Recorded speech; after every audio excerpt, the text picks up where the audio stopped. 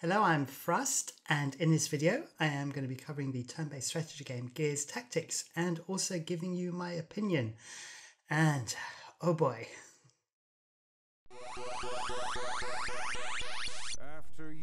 Right, so let's start at the beginning.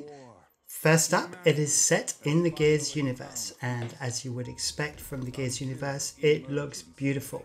You have all these amazing cutscenes, and the game is actually set at the time of the first emergence of the Locust, who are this sentient enemy from the deep underground. And as you would expect, it looks beautiful. It's beautifully put together, and there's clearly a very strong storyline right from the outset. Now, it is a turn-based strategy game, which is not typical of the Gears franchise. It's normally a shooter. But it does also have its own game mechanics, and the very first thing that is noticeable about it is that there is no grid. Normally, if you were playing things like XCOM or Age of Wonders, you'd be used to having a grid on screen, but it's not actually there. It is still present. If you slide up to objects, there are certain fixed points at which you can slide into, but it does look, aesthetically much nicer than not being able to see the grid. So things like movement points, instead of sort of counting sort of hexes, you actually see that along the path. As you drag out the path, you can see how many movement points it's going to take to move to a particular place on the map. Then in typical Gears style, you have the Gears signature move, which is that you can slide into cover. And when you slide into cover, it kind of seems to extend your range a little bit. So the slide is really promoted in the game. Then what you have, and this is kind of critical to the game mechanics of Gears Tactics, is you have this thing called execution. And what it is that when you do critical damage to a unit, an enemy unit, it has a little skull next to it, and then you can then run up to that unit and do an execution. And as well as being very gory, you get the benefits of an extra action point for the allies in your squad. And therefore, if you can sort of tag a number of executions back to back, you can keep your turn going and going and going and extend it. And but as always with most turn-based strategy games, you move all of your units at once, and then the enemy use all of their units. So the more you can extend, the more damage you can do, and the more enemies you can take out. And then you also have these things called emergence holes, which are called throughout the game E-holes, which drives me nuts. It's like, it's a hole, all right? We don't need the E in front of it. Unless you're fighting on a putting green, or have somebody in your squad who's concerned about the quality of their clothing. If someone screams, "There's a hole," I think we all know what kind of hole it is. But that's just my own particular gripe. But anyway, so enemies keep spawning out of these emergence holes for as long as they remain open, and you can close them with a grenade. Now, let me introduce you to the actual units. The main units that you will come across, especially in the first act, as the game is split into acts and chapters, which I'll come back to in a minute. You have the Wretch, or the Wretches, should I say in plural, which are your melee units, and they will try and rush you in just sheer numbers. So they're pretty squishy, but there's a lot of them. Then you have your HAMMERBURST drones, and you have your Grenadiers, and these are your ranged units. And the HAMMERBURST drones love to put Overwatch on to try and restrict your movement as much as possible. And then, rather without much imagination, you've got your Sniper, which is called a Sniper. And he will pin down a unit, so he can be a real pain, and you have to be very careful about him. And you can actually disable his pinning down, and we're going to cover that in a minute as well. And then, as you progress through the game, you start off with just two guys, Gabe and Sid. But as you progress through the game, then you get the ability to add extra recruits up to a maximum of 9 gears in your squad. So let's look at these gears and let's see what we have. So we have different types of units. We have our Scout. Now the Scout, it seems like a strange name. It's more of an assault unit rather than a Scout. Although it does have some Scout bonuses like range and the ability to pick up loot without using an action point, which comes a little bit later in their skill tree. But what I found really interesting was that my level 1 Scout did more damage than my level 2 heavy unit. So coming onto the heavy unit, you've got a guy with a big weapon which has quite a bit of ammo to it, and it gets bonuses like Anchor, where if it stays in one place, it can do more damage each turn, and that kind of stacks. Then you move on to your support units, which are essentially your medics, and they can heal people in your team and give bonuses to healing, etc. You have a sniper, clearly, and the sniper, as always, is OP. It's extremely accurate, has amazing range, and does heavy damage. And you will find it will be using a sniper a hell of a lot playing Gears Tactics. Then you have this unit called the Vanguard. It's kind of a bit of a mishmash, but primarily it seems to be focused on providing your squad with bonuses. So its abilities apply to the whole of the squad. And then finally you have your heroes, which are people like Sid and Abe, which I mentioned at the beginning. And these guys are essentially buffed up versions of all the units that I've just mentioned. Then each unit type, whether it be Scout, Heavy Unit, Support, Sniper, Vanguard, has its own skill tree. And you can go in 4 different directions on your skill tree, each providing kind of benefits in a particular kind of field. So if you want to, you can really mix up your units in terms of their abilities, although I think you'll find you'll end up with kind of pretty much using the same 4 all the time, although the side missions do require that you use different units for every side mission. Now, moving on to the combat. So I've played all the way through Act 1, which is 6 chapters.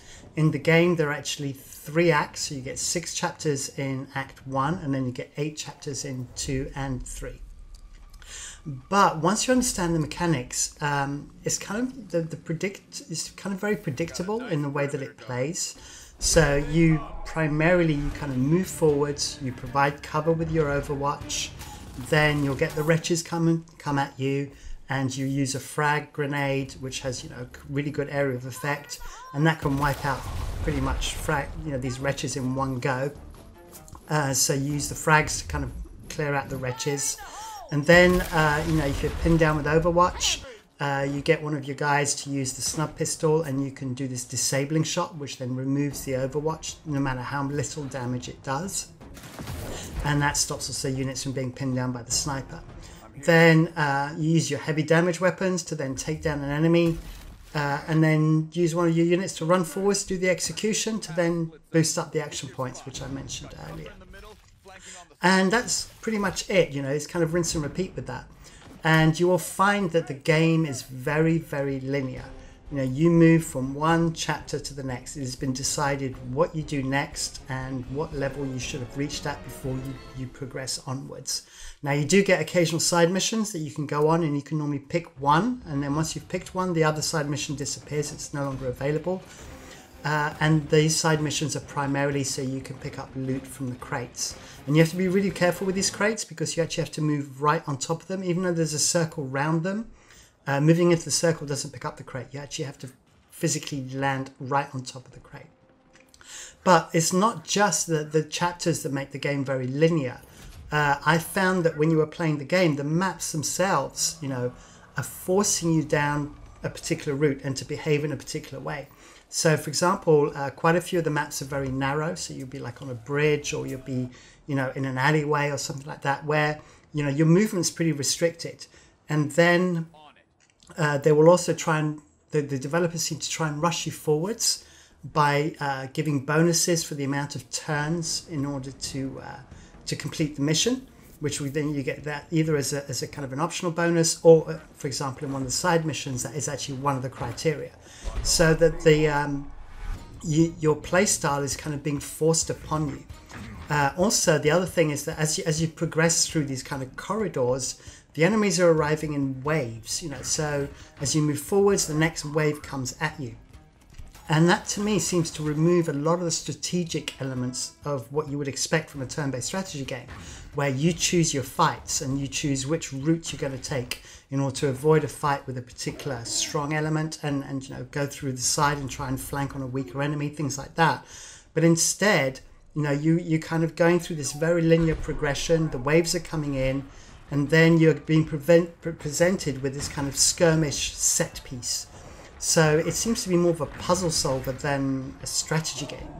It's like the enemies arrive, they're plonked in front of you, and now you're expected to do X, Y, and Z to complete that in order to move on to the next stage. So you know, I have my reservations about that, you know, and even when you get to the boss fight at the end, you know, the whole set piece thing is really presented, because as soon as you start, it's like, oh, okay, right, we're going to put, you know, 2 of your units here. I'm going to put the other 2 on this side to make it very clear that you've got to attack from each side. And you know, the missiles from the boss will then force you to move. You can't just anchor yourself down, so there's no point in bringing a heavy unit because you lose the anchor bonus. You're expected to fight in a particular way. And then the boss units, you know, once you've figured out how you fight the boss, it's just a grind, you know. It's just like loads of like health and damage. You've just got to apply loads of damage, remove loads of health, and just got rinse and repeat, which kind of makes it a real grind. So, you know, apart from the increasing difficulty, you know, to me there's little difference between each of the levels, and you know, obviously you're getting more abilities with each unit as you build up through your skill tree.